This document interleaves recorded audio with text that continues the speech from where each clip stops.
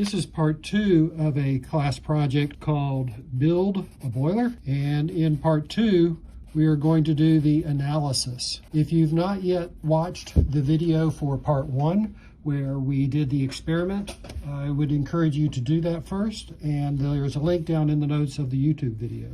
To summarize what we had going on in the previous video was I had a pot with some water in it, and I had an alcohol burner that we lit on fire and created a flame, and this was in some sort of environment.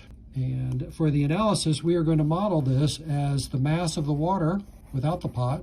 For the analysis, we're going to calculate the change in energy of the water, and the reason it changes is because we are putting heat into the water via the burner. This whole thing is in an environment which makes the system, and because it's not an isolated system or a fully insulated system, we have heat that's lost to the environment. So the terms that I just sketched down are defined as follows. Delta E is the energy change of the water, energy change of water.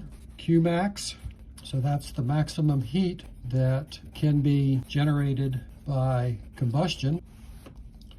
And Q loss is the heat loss. It's the difference between the energy change of the water and the maximum heat that could be generated. So first law of thermo is written for this particular set of variables as delta E is equal to Q max minus Q loss.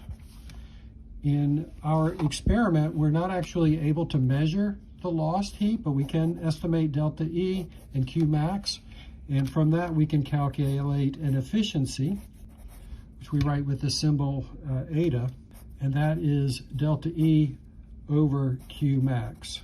Now, if I go through all my math and I get an efficiency that is smaller than 0 or greater than 1, then I did something wrong.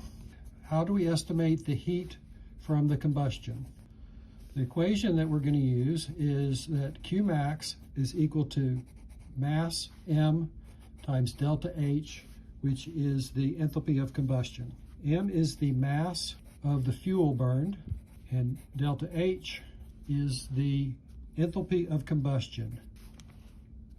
And that is a material property. It does depend on a few things like pressure, atmospheric pressure, and some other properties.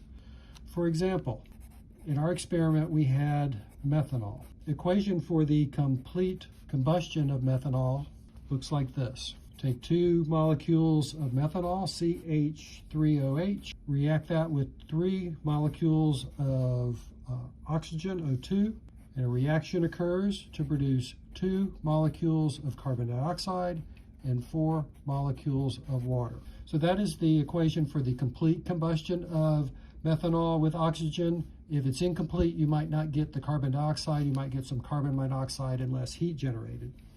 But this reaction is exothermic. The enthalpy of combustion is about 715 kilojoules per mole. That's per mole of methanol. Moles are not a particularly useful engineering unit, so we can convert those to grams with the molar mass of methanol, CH3OH, because if we will see that that molar mass is 32 grams.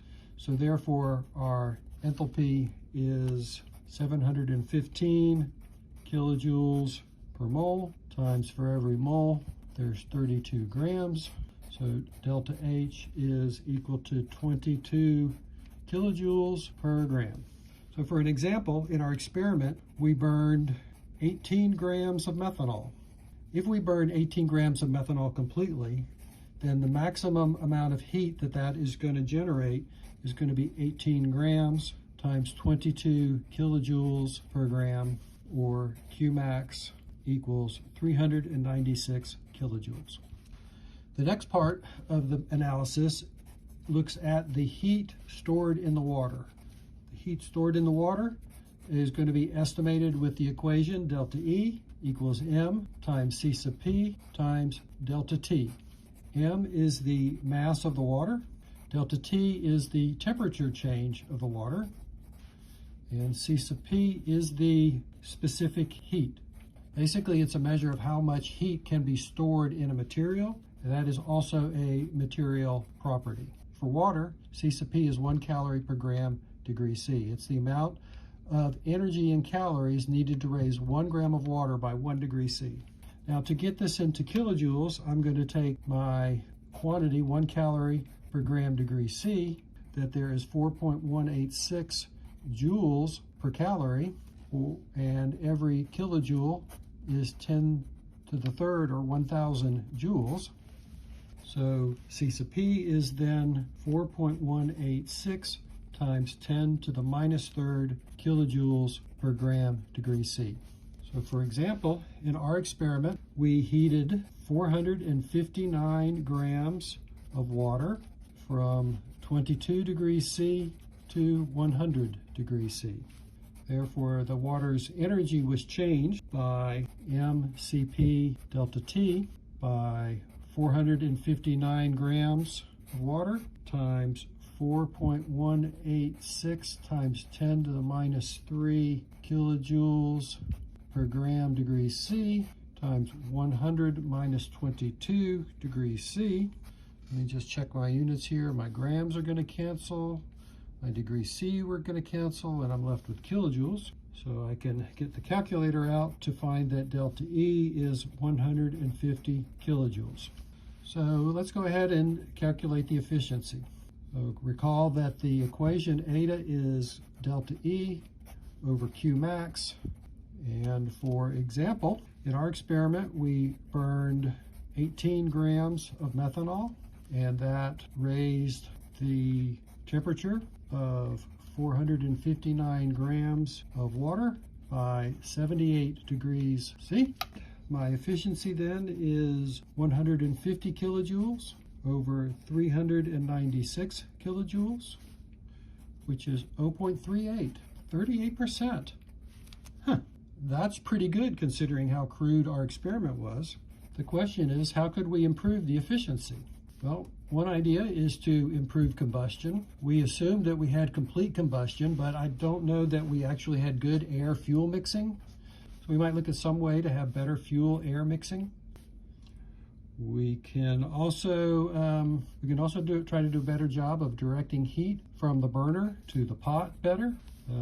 And there's probably a number of ways to attempt to reduce the convection and radiation heat loss to the air and to the rest of the environment.